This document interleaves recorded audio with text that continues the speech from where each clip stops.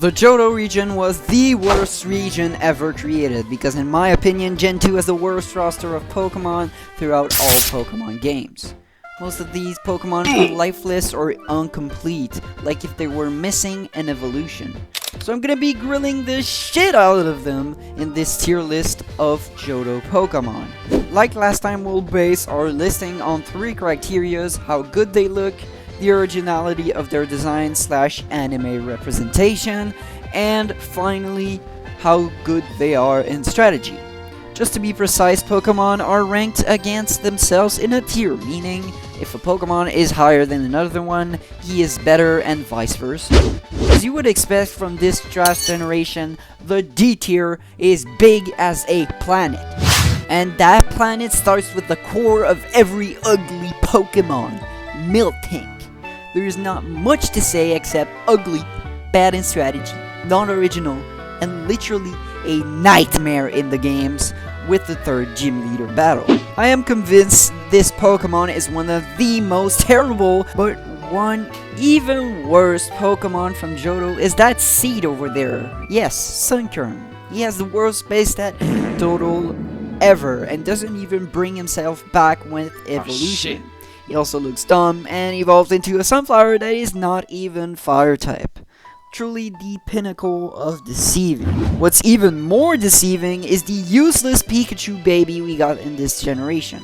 2 words to describe him: trash, but cute. All you need to know when purchasing him. The rest of these dirtbags feel justified as spoiled fish, weird island signs, ball birds that will scam you for prediction. Yeah, we'll close that tier here. I don't want to go further into that trash tier. Alright, tier C is still bad, but not that much. Look who we have here: a Stantler, a puppy, and a purple fortress bug. Man, this tier is the gulag. Owen's D tier would be better. You know things are wrong when this guy's on top of the list. And the tree actor is here with him for his anime representation. Yanma and Ambipom are victims to their evolutions because they were not available in Johto. So since we got a plus size already, we don't want to go back to the small format. Gramble is not original and not beautiful. No one will tell me the opposite. And Togetic might be cool, but not enough to outweigh how bad he is at that time. And we'll wrap this tier with Slowking, and I mean, he's there because of the anime scene. What do you think? When good meets bad, we get B tier, and controversy. Because most of the Pokemon in this tier will probably be controversial. Wilfrid Laurier, the 2nd president of Canada, would probably put every Pokemon in the B tier because he wants to make compromises so much. And like his presidency, the B tier does not last long before it makes someone mad. Picasso is at the bottom of this mess, followed by the hashtag Save Our Oceans and Emo Bird. No surprises there, especially since these 3 can't evolve at this point in time. Then we get into a controversy with Gligar. I know he's been represented a lot in the anime and generally in good ways, but for me, Gligar isn't the most awesome Pokemon in terms of how everything in his design fits together, and therefore his place in B is perfect. Noctowl, Artillery, and Blossom are also pretty mid in their own ways, and Sneasel is not as cool without Weavile. Jumpluff is just a cotton. Slugma is cool without much more, and then Crocodile. Wait, before you post, Marco, you're a dumbass! Crocodile is the best Pokemon! Let me explain. When it comes to Medieval Evolution, this thing does not look good. His originality equals to 0, and he has the least charisma of his entire line. In a similar way of thinking, we have Chikorita and Meganium. Both are less iconic in the anime and are too plain and simple. It's basically a dinosaur with leaves. That rings a bell? And the worst Mega on this list is unfortunately Mega Heracross. Following in the footsteps of Pinsir, Heracross looks like a bloated version of its older version, which is unfortunate for such a cool Pokemon.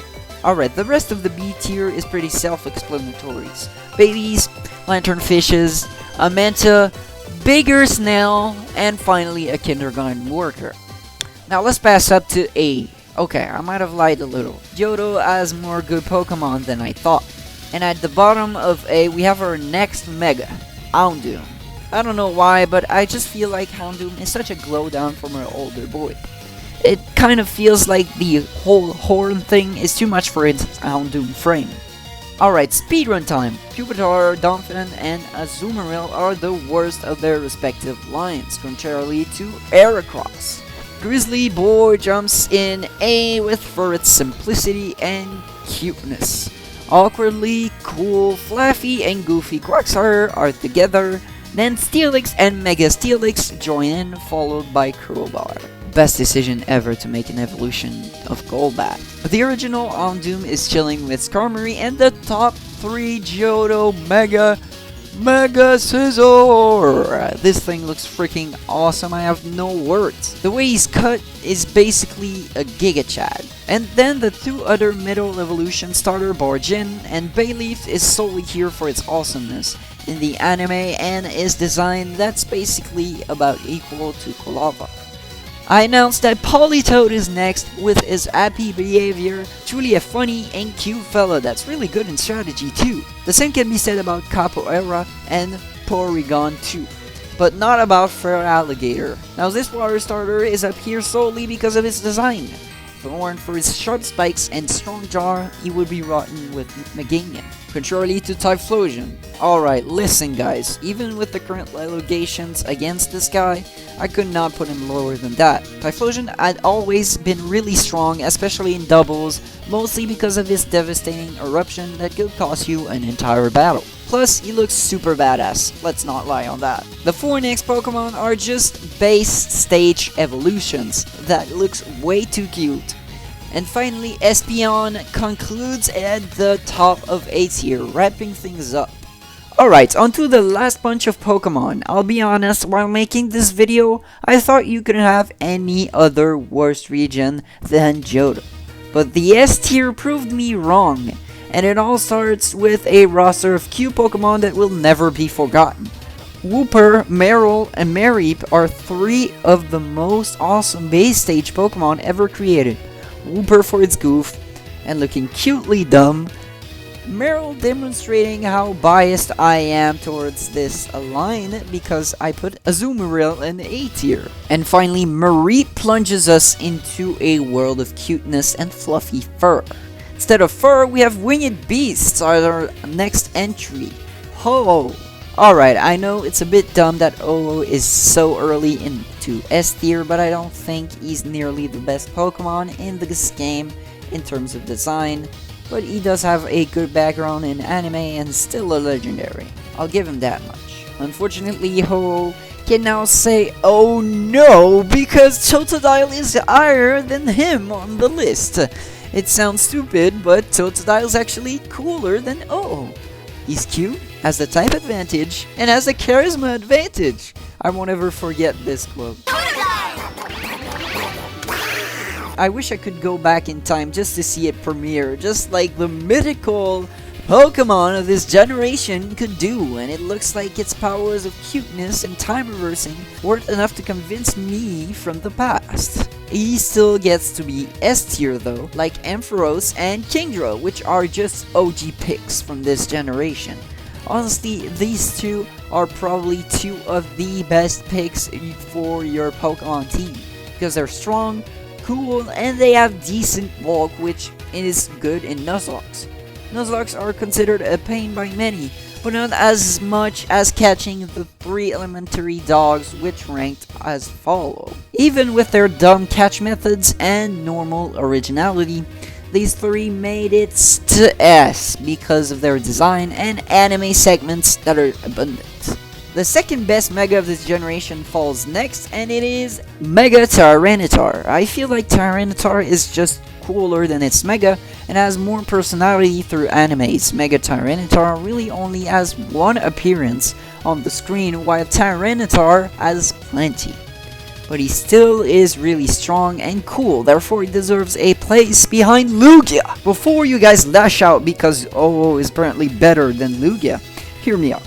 Lugia is such an iconic legend throughout all animes, especially in Pokemon Journey, where he appears in the first episode. He also has a shadow form from Pokemon XD Gales of Darkness. He's very powerful in strategy thanks to multi-skill and not having O's quad weakness to rock.